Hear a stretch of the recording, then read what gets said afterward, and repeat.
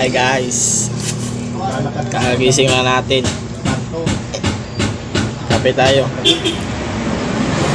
At sa part na to ay binilisan ko na sa aking pagkape kasi hapon na at mga ngahoy patayo. Bali dito nagdamit na ako kasi para ready na mangahoy. At bali tinulungan ko na si Papa dito para ikarga itong kopra sa motor at hindi na din ako sumama kasi mangahoy pa kami.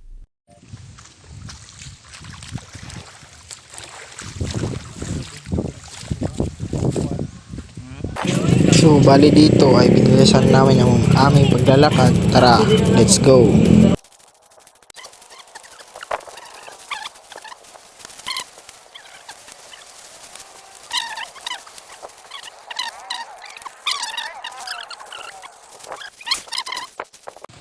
At nakarating na nga kami at dali-dali naming kinuha ang mga kahoy para makauwi na din kami. Bali, kasama ko pala ang kuya ko dito.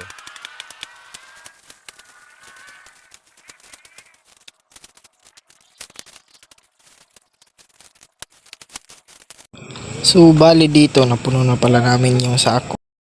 At dali-dali ko nang binuhat, baka kasi buhatin pa ng iba. Ay, walang ganun hoy, hahaha.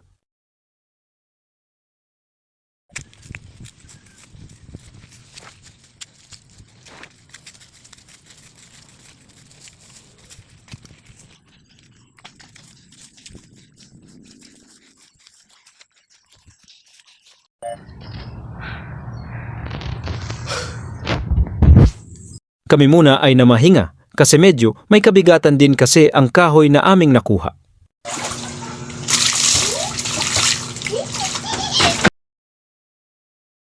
Ay kupal gumalaw pa ang camera. Hahaha. Sa camera? Salamat guys, dito ko na to tatapusin kasi tapos na rin kami mga hoy. Goodbye.